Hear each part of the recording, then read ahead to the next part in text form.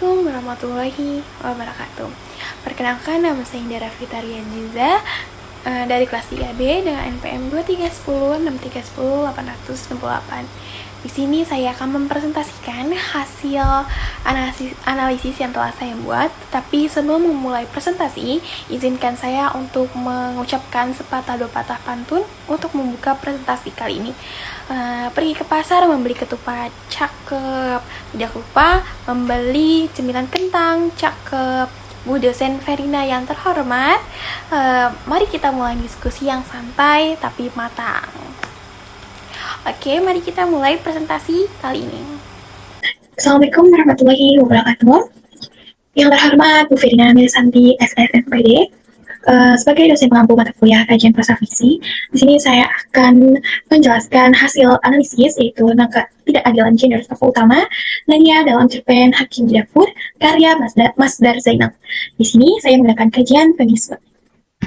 Di sini nama saya Ida Rafita Riza, saya dari kelas 3B dengan NPM 2310 6310 868. Oke, di sini saya menggunakan dua rumusan masalah. Pertama itu, bagaimana unsur-unsur intrinsik yang terdapat dalam cerpen Hakim di Dapur. Yang kedua, bagaimana ketidakadilan gender di dalam digambarkan melalui tokoh Nanya dalam cerpen ini. Nah, di sini pertama ada pengarang dan karyanya. Saya akan menjelaskan biografi singkat dari pengarang beserta karyanya. Masdar Zainal, yang bernama asli Darwanto, adalah seorang sastrawan, penulis prosa dan juga puisi. Kelahirannya Madiun pada 15 April 1984. Ambil jurusan pendidikan agama Islam, Tabiat UIN Malang, angkatan 2007. Saat ini Masdar tengah melanjutkan studi magister di jurusan sastra Universitas Negeri Malang. Selain aktif sebagai penulis, Masdar juga berprofesi sebagai guru seni rupa di STIT Insan Permata. Perjalanan literasi dimulai dengan menerbitkan novel pertamanya, Zalzah, pada tahun 2010. Kini telah berhasil menerbitkan sejumlah 12 buku dan memiliki banyak prestasi yang membanggakan. Masdar memiliki banyak karya tulis, prosa, dan juga puisi yang bersinar di beberapa media cetak dan juga daring. Salah satunya yang saya pakai yaitu di website Basa Basiko berjudul Hakim di Dapur. Cerita pendek yang diterbitkan pada 26 Januari 2024. Di sini saya akan menjelaskan tentang tinjauan pustaka. Definisi cerpen. Menurut Kamus Bahasa Indonesia atau KBBI, berasal dari dua kata, yaitu mengandung arti kisah yang dituturkan bagaimana sesuatu hal dapat terjadi, dan relatif pendek berarti kisah diceritakan pendek. Tidak boleh lebih dari 10.000 kata, memberikan kesan yang dominan dan memutuskan pada satu tokoh di dalam cerpen tersebut. Begitu menurut KBBI definisi cerpen. Unsur intrinsik karya sastra. Berdasarkan Widiantoro 2017, unsur intrinsik dapat dalam cerpen mencakup pertama ada tema, alur, tokoh, latar, sudut pandang, gaya bahasa, dan juga amanat. Tema ini artinya ide atau gagasan yang menjadi pusat pengembangan cerita. Tema berperan sebagai fondasi yang menyampaikan pesan atau makna utama. Yang kedua itu ada alur, urutan peristiwa yang saling terhubung dalam cerita. Alur biasanya mencakup tahapan pengenalan konflik, dan juga penyelesaian. Tokoh dan penokohan. Penokohan adalah cara penulis menggambarkan sifat dan karakter tokoh. Jadi kalau misalkan tokoh ini adalah karakter utama, kalau penokohan itu sifat dari karakter tokoh tersebut. Nah, latar itu adalah latar tempat, waktu, suasana di mana peristiwa cerita berlangsung. Sudut pandang adalah perspektif dari mana cerita disampaikan, seperti sudut pandang orang pertama, kedua, atau ketiga. Yang itu selanjutnya ada gaya bahasa, pemilihan kata dan struktur bahasa yang khas digunakan oleh pengarang menciptakan nuansa tertentu. Jadi biasanya pengarang itu punya beberapa ciri khas bahasa. Yang bisa membedakan antara penulis satu dan penulis lainnya. Itu adalah gaya bahasa. Terakhir itu ada amanat, pesan moral atau nilai yang disampaikan penulis melalui cerita. Okay, next. Tinjauan pustaka selanjutnya adalah feminisme dalam sastra. Menurut Ratna dalam Puspita 2019, feminisme adalah gerakan sosial yang memperjuangkan hak-hak perempuan dalam berbagai aspek kehidupan. Feminisme dalam sastra bertujuan mengungkapkan ketidakadilan gender yang dialami oleh perempuan, baik sebagai penulis maupun sebagai karakter dalam sastra. Gerakan feminisme mengkritisi ketidakadilan, stereotip, dan beban kerja yang berlebihan pada perempuan dalam budaya patriarki. Nah, teori feminisme dalam kritik sastra. Madsen dalam Syah 2021 menyebutkan bahwa kritik sastra feminisme bertujuan untuk membongkar dan mengkritisi representasi perempuan dalam sastra, serta untuk mengangkat isu-isu yang dihadapi perempuan seperti marginalisasi dan subordinasi. Feminisme sastra menyoroti peran perempuan sebagai subjek yang sering diposisikan dalam peran tradisional dan yang membatasi.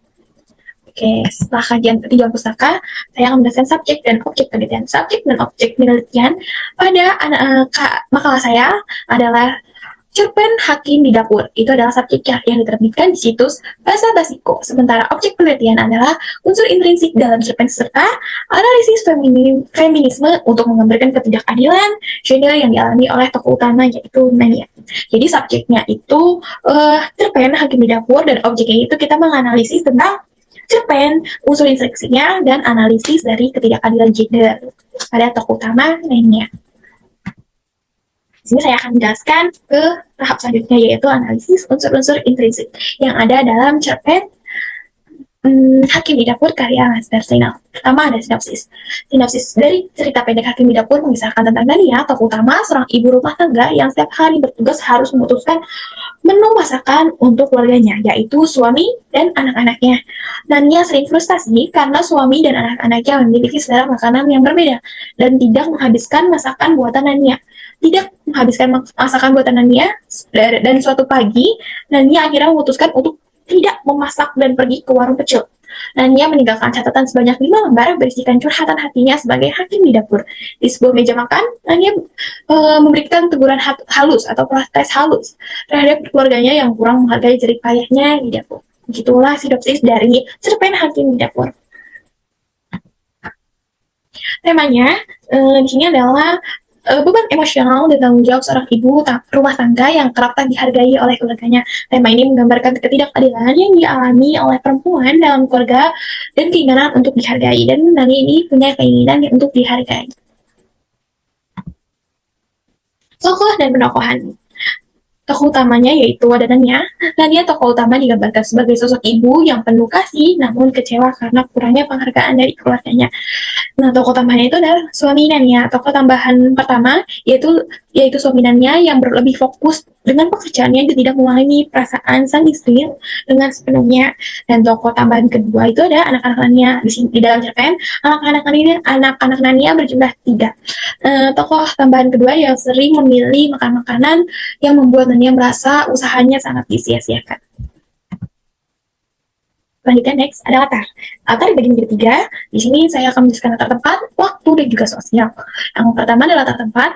Dapur rumah Nania adalah tempat utama di mana Nania menjalankan perannya sebagai hakim di dapur. Yang kedua adalah tempat meja makan, saksi kekecewaan Nania saat makanannya yang dibuat tidak dihargai. Dan terakhir adalah garasi, tempat awal peralihan Nania dari rutinitas memasak. Latar keduanya itu latar waktu. Pagi hari, waktu sibuk bagi Nania menyiapkan sarapan. Malam hari, Nania tetap memikirkan tugas esok hari yang untuk menyiapkan makanan keluarganya. Latar sosialnya yaitu ada 3. Pertama, budaya patriarki. Nania harus menjalankan peran ibu rumah tangga tanpa penghargaan. Yang kedua adalah peran tradisional ibu rumah tangga. Nania dianggap tanggung jawab Nania penuh dalam urusan dapur karena suaminya itu tidak mau membantunya. Dan yang terakhir adalah kurang penghargaan. Usaha Nania tidak diakui oleh keluarganya, mencerminkan bias sosial terhadap pekerjaan domestik perempuan. Jadi kita latar sosial. Sekarang kita next ke alur. Alur dari cerpen ini adalah alur maju dan progresif. Dimulai dari menggambarkan rutinitas Nania hingga keputusan untuk berhenti memasak sebagai bentuk protes. Jadi alur di sini sangat maju, misalnya progresif. Jadi lebih mudah dicerna gitu lah alurnya. Jadi nggak ada flashback, nggak ada apa. Jadi alurnya tetap maju dari awal, menjelaskan ada pengenalan konflik dan penyelesaian.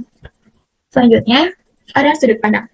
Cerpen ini menggunakan sudut pandang orang ketiga yang memungkinkan membaca memahami emosi Nania dari perspektif narator. Jadi di sini penulis menggunakan sudut pandang ketiga. Next, ada gaya bahasa. Gaya bahasa digunakan sederhana namun kuat, menyampaikan ketegangan emosi dan kegelisahan Nania. Dan di dalam cerpen ini terdapat narasi penuh dengan metafora yang memperkuat makna tersirat. Next, ada amanat dan amanat cerita. Amanat utama adalah pentingnya menghargai setiap usaha yang dilakukan oleh orang lain, khususnya ibu atau istri, memikul tanggung jawab besar dalam rumah tangga. Jadi kita di sini terdapat amanat. Di sini saya salah nulis amanat atau moral cerita. Amanat utamanya itu adalah menghargai setiap usaha yang dilakukan oleh orang lain, khususnya ibu atau istri yang telah memikul tanggung jawab besar dalam hal rumah tangga. Jadi kita harus menghargai entah itu masakannya, entah itu apa yang dilakukannya, kita harus menghargai karena itu adalah beban yang ditanggung begitu besar. Jadi kita harus menghargai setiap pengorbanan yang diberikan oleh ibu. Di sini saya akan menganalisis tentang feminisme yang kedua ya. Berarti tadi kan udah menganalisis tentang unsur intrinsik. Sekarang kita menganalisis tentang feminisme pada tokoh utamanya.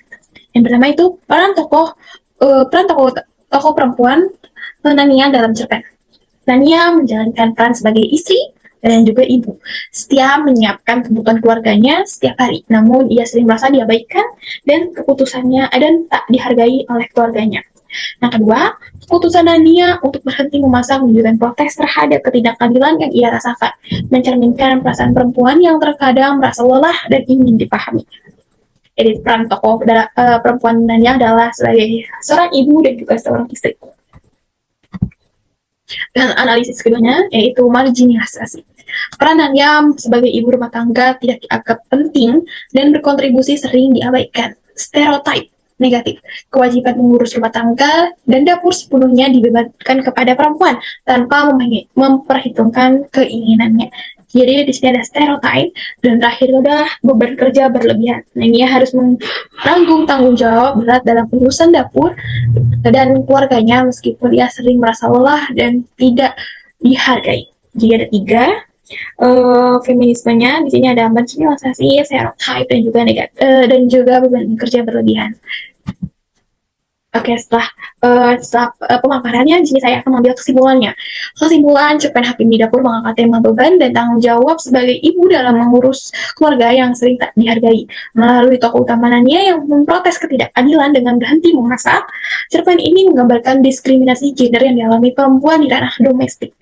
Latar dapur menjadi simbol kuat dari beban perempuan dalam masyarakat patriarki. Pendekatan kritik sastra feminisme dalam analisis menunjukkan ketidakadilan gender seperti marginalisasi, peran dan stereotip negatif dan juga beban kerja yang berlebihan. Cerpen ini menyuarakan pentingnya menghargai pengorbanan perempuan dan mendorong kesetaraan gender.